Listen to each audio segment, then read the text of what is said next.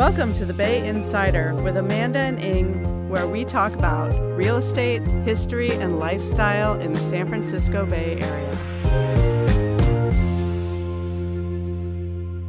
Welcome to the Bay Insider, and this is our market update. I have a special guest with me, as you can see. Hello, everyone. This is Jaime Watson, who also works for BarbCo Real Estate Group, and we've been colleagues for a very long time. Very long time. What, over 10 years Over now? 10 years. I keep saying that, and I think we're encroaching upon... It'll start being 20 towards next time. 15. I don't know. Yeah. So Ying, Jaime, and I all started together at Zephyr many, many years ago, and then they came over to BarbCo with me as well. Yeah. And Ying is on a health leave, and that's why she's not here, and that's why we've also been doing a little bit of a larger time distance between our episodes.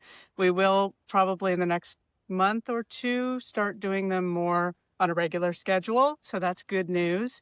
But for now, I'm really excited to have Jaime with me because in addition to being a great friend and colleague, she's also a San Francisco East Bay kind of hybrid agent, just like I do Marin and San Francisco. She now lives in the East Bay. Where do you live exactly? I live in Oakland. Moved there a little over 4 years ago. And so my business has been split kind of 50-50 between San Francisco and the East Bay. And if it's ever anywhere north, I definitely send them straight over to Amanda. So it's really great to have that working relationship that you can feel confident about when sending clients. Yeah, and I've had a couple of clients that I have sent over to Jaime. So it's really nice to be able to kind of spread that out and really cover the Bay Area. Because it is a very large place with a lot of different things going on. Yep. But what we're here to talk about today is the market update. The day that we're recording is July 15th. So last time was May 20th, so it's been a minute. Kind of finished through the spring market, and now we're solidly in our summer market. A hot minute. A hot minute, yeah. It's been a hot minute. A very hot minute, actually. Literally and figuratively. Yes, quite hot. So last time we were talking, we were talking about the AI boom and how busy the market was. I think now we're really seeing it slow down in terms of transaction-wise and inventory-wise, but we're not seeing it slow down, I would say, in terms of price, right? Performance. Performance, yeah. Yeah. I mean, as we edge into July, certainly, and obviously speaking to the East Bay, it's going to be a different conversation. I think we're going to primarily talk about San Francisco for today's purposes when we're referencing these trends. But, we're coming out of June. Yeah, it was a pretty hot month, which isn't all that typical historically for June, would you say? Yeah, no. We were looking at the numbers for June, over 40 properties that sold for $1 million or more over the asking price.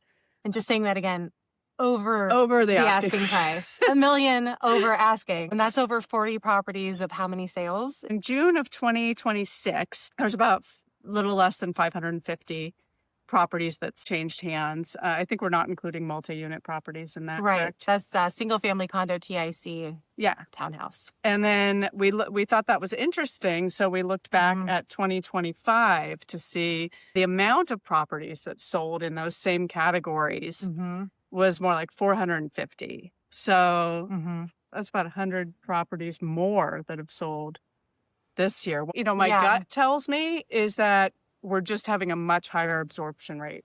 It's not necessarily that our inventory is so much higher. And when I've looked at this in previous times, that's proven out in the last number of months. There's definitely something happening there with list to sold pricing trends. Yes. So what did we find? Tell the fine people what we found in 2025. In June of 2025, according to the data we pulled from the MLS, there were 0 properties that sold $1 million over the asking price. And in fact, the highest gap that we found next in line for 2025 was 782. It was 782 over the list price, 782,000. Yeah, and we pulled, I think it was like 28 different properties that were a high amount over asking, and those were between like 450,000 and 782 at the top. And it's interesting because I feel like you definitely were hearing the conversation. Like in Mhm. June, you were hearing the conversation both in the industry, between agents, and also working with clients and people in the buzz of, you know, properties are selling $1 million over. I hear properties are selling $1 million over. I know I had one listing right on the edge of St. Francis Wood that I closed on last month. And when we were trying to figure out our list price strategy for that particular home, we had initially talked about a lower price point, and I think a lot of that was in response to what was happening, which we ended up closing at 2.6, and had we gone the original route, we probably would have sold about 900K over. Mhm. We didn't go that route for other reasons, but it's kind of in line. And I think the fact that we were even having that conversation is somewhat influenced by Yeah. what Well, was and occurring. and as we've talked about in previous episodes, it can be very frustrating for buyers, Yeah. to have such a big gap. Yeah. Because the truth Painful. of the matter also is that isn't every property, right? So Right. there's a lot of diligence that has to go into Yeah. that on the part of, the buyer, just psychologically preparing for that. Mm-hmm. And your agent, when you bring properties to them or they show you properties saying, Yeah. this one will be one of those ones that goes over $1 million over asking, or this one isn't. This is going to go closer. And Right. I think single families definitely are the ones that are in the vast majority. I think there were only like 3 or 4 condos that went over. Yeah. One TIC over $1 million. So 1854 Jefferson Street, which is the one sole TIC that sold for over $1 million over asking. It was listed at $3,995,000 and sold at $4,995,000. So just exactly $1 million over. Wow. But that's quite a bit Yeah, for a it is. TIC. And is. a special property, obviously. There's a lot of diligence and a lot of patience, because there is such high demand for properties in San Francisco proper. Mm-hmm. And why is that, do you think, Jamie? Because it's the most beautiful place on earth. Well, that's number one. Because of all the resources available in our backyard. Yes. Because of tech and AI, possibly. Yes. I mean, AI is... And biotech, of course. Yes, and biotech. Yes. But AI is the buzzword, right? That is definitely... We've had all these different big booms, and AI is the one we're going through right now, which is far outpaced, I would say, any of the other ones, It seems like the IPO conversation got a little bit quiet the last few months, maybe. But just wondering is it all AI, or is it also something happening on the IPO side of things? And it seemed like, based off what we were pulling up, that there was a bit of a lull happening, at least in, early spring. However, June, there does seem to be a bit of a pickup. Just some examples. Braveheart Bio, they announced and filed July 14th Scribe, which is Alameda based. They've been discussing quite publicly about IPOing. I don't know that they've filed yet, but we're seeing a lot more buzz. And then, of course, as most people are hearing, OpenAI and Anthropic is a big conversation. Ones. And OpenAI, Anthropic, and SpaceX, putting those together, Yeah. It was like a valuation of like $4 trillion, right? Something crazy like that. And then there was some other article that was talking about how all these people, newly minted millionaires, could buy up, if they decided to cash everything in immediately, buy up 29% of the real estate market in San Francisco. Now, that's not going to happen. That's Don't not going to worry. happen. I mean, that's crazy. Don't lose hope. Yeah, there's lockup periods, and not everybody is going to want to turn around and buy property with all of their money. But they might be selling in order to buy what they want to buy, which will open inventory. Right? I mean, if they're buying up, right? If they already own a house and they want to buy something fancier. So there's a lot of kind of interesting things going on. I mean, the economy has weird things going on that could be construed as potentially negative as well, right? But then you have this. So a lot of other areas in the country are having a much tighter time with their housing markets than we are. We are a very interesting market for sure. But overall, for single family homes, which is really where we've seen the biggest kind of huge jump, across the board, it's about 23% year over year. And the single family homes of San Francisco, if you look at 3 months rolling, ending in June, is at $2,150,000. That's the median sales price is what you're talking the about. median sales what price. Properties are selling for. Yes, and that's up 20. median. That's just, you take the one Just throw a dart right in the middle.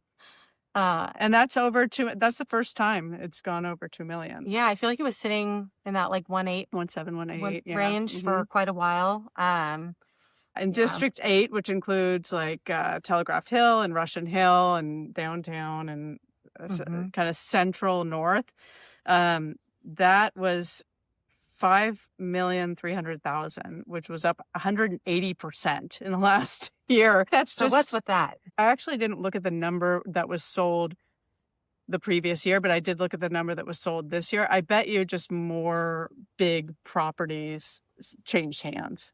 Right, because actually just thinking back, and this isn't going to be supported right in this moment by data, but I do feel like thinking about a year back, that price point in the city, we were seeing a bit of a pause with.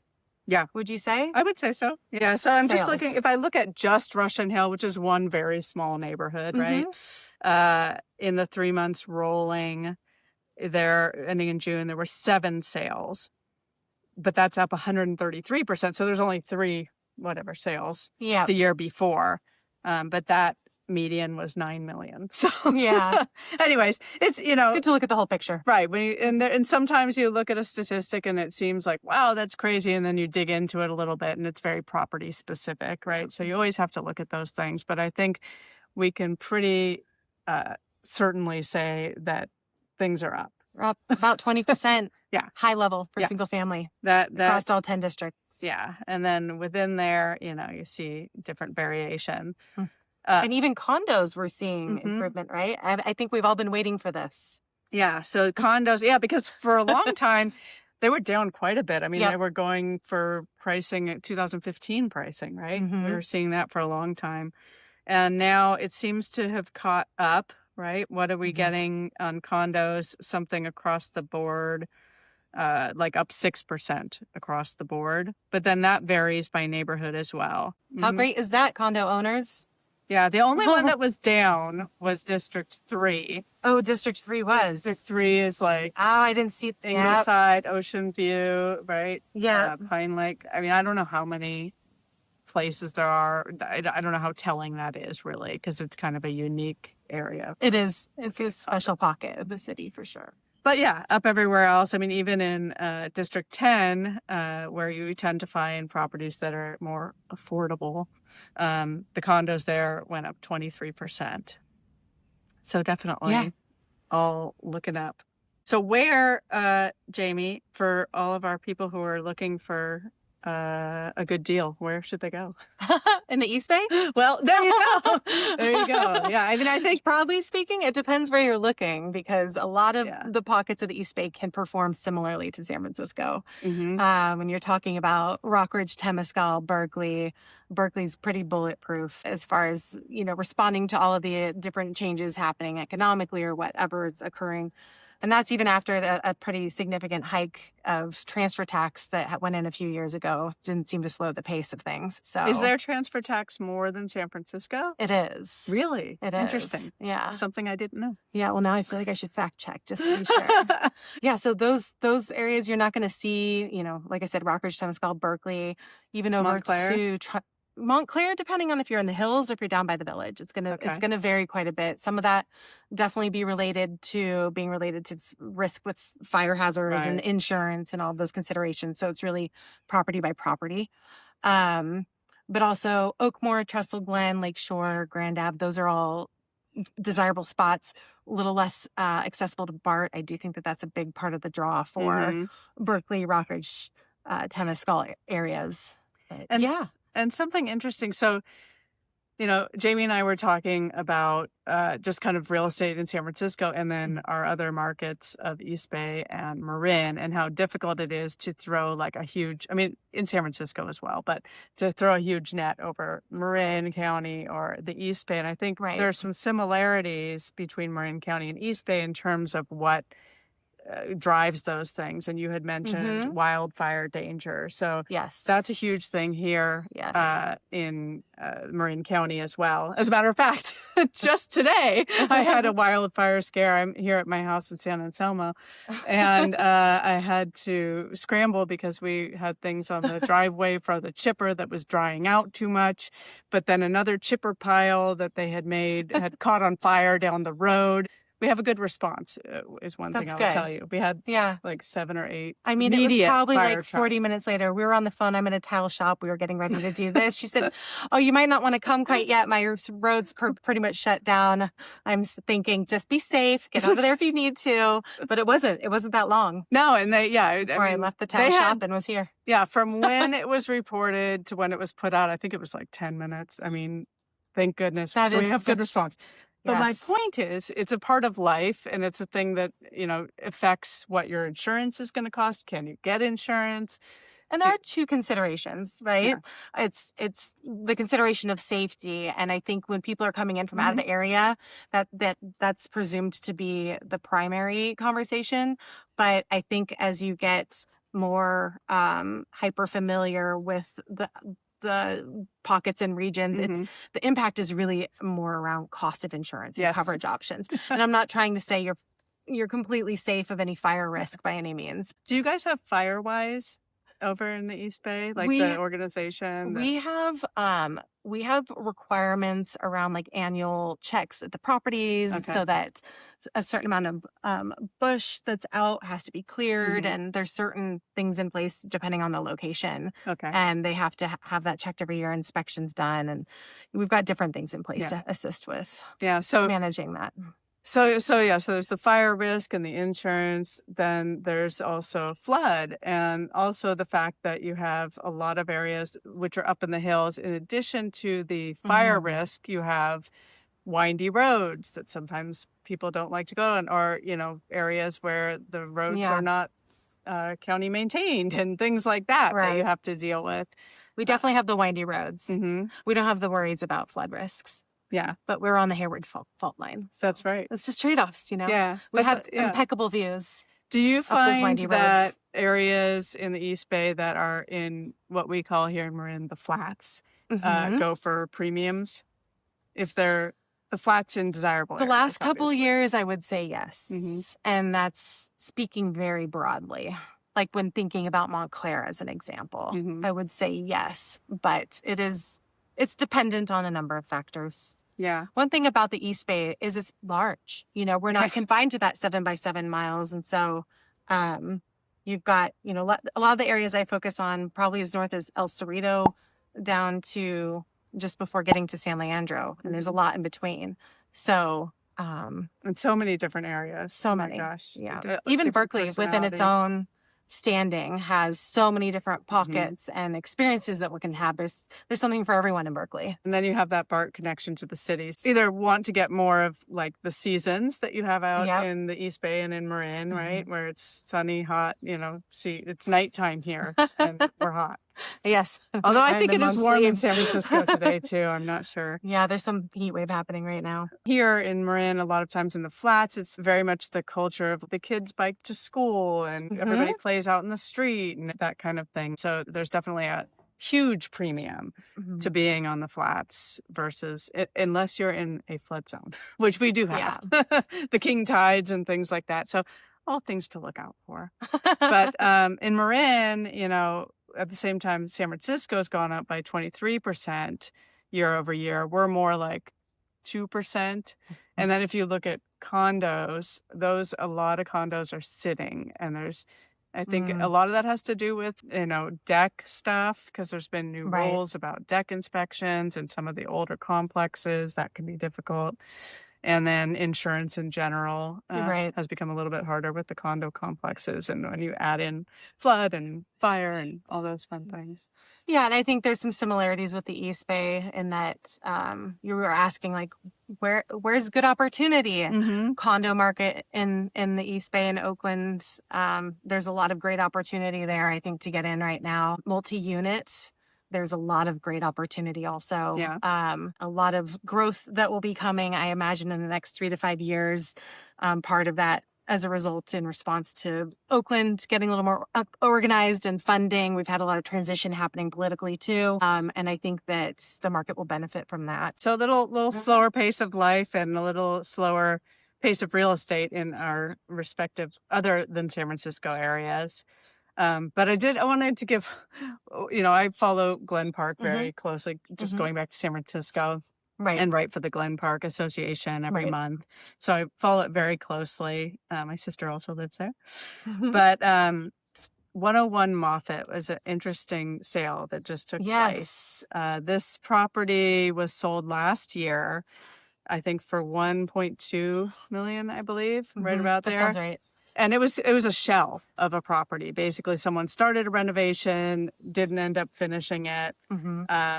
Which actually, I think a lot of times if you are going to do a flip or something like that, it's easier if all the walls are open. You don't have, you know what's behind it. Right. Absolutely. So somebody bought that and they did a really nice flip. Like a lot of times I could be pretty critical of flipped properties, especially when you can feel like it was just done very rushed. Yeah. And we see quite a range of it. But anyways, this one had nice touches. It was thoughtful. It was really well done.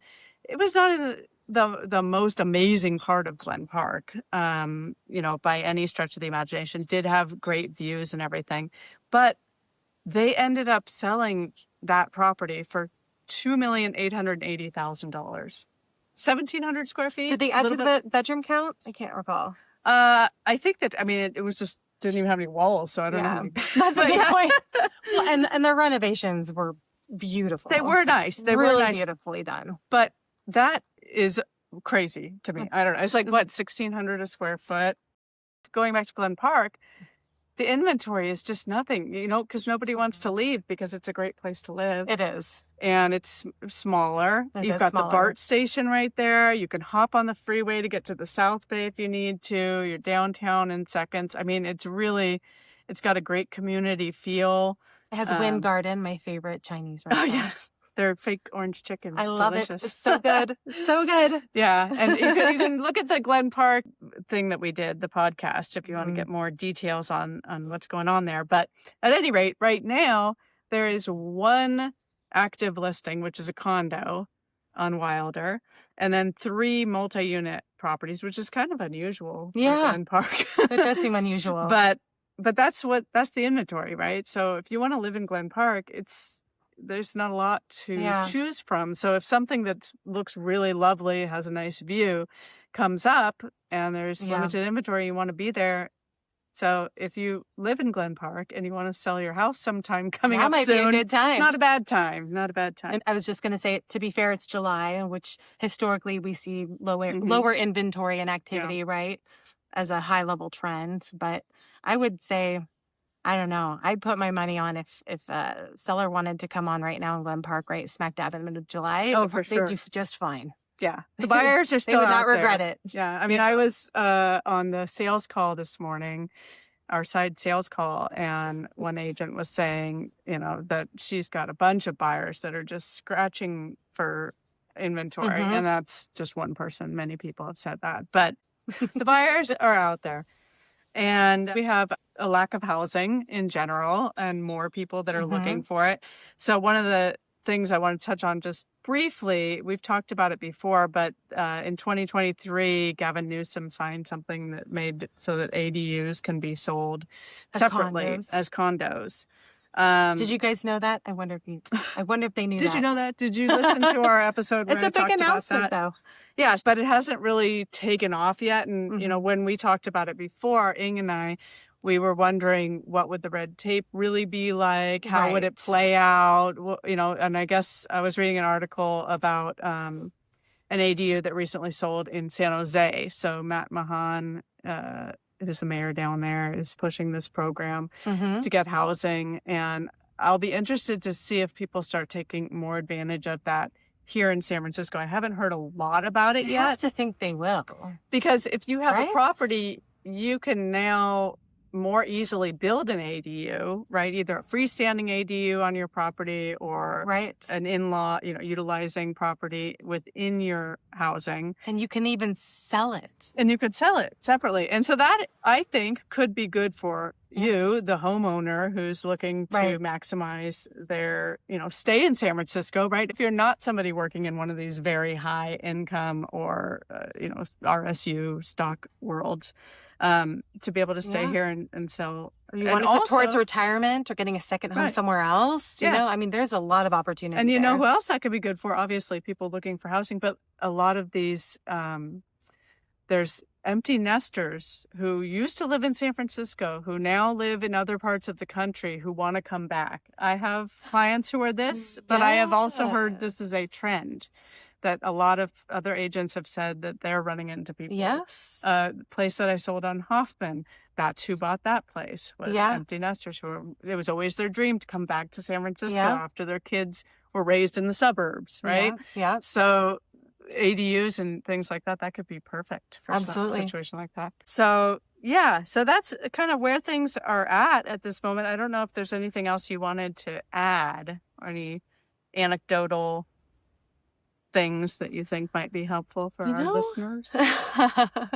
Well, I think for stats we focused on June, because we obviously were able to close out that month and see some numbers. It's now July 15th. Mm-hmm. Would you say that you've seen a shift at all in the last 2 weeks, just on an anecdotal level? I feel like I have been seeing a bit of that occurring. I have a Berkeley listing that I put on about a month ago. We were able to move really promptly in the first 2 weeks, but I've started to see a little bit of a shift of maybe it's taking a little bit longer, 3 weeks, 3.5 weeks. Maybe they took offers and didn't get what they wanted and decided to hold out because it was unexpected.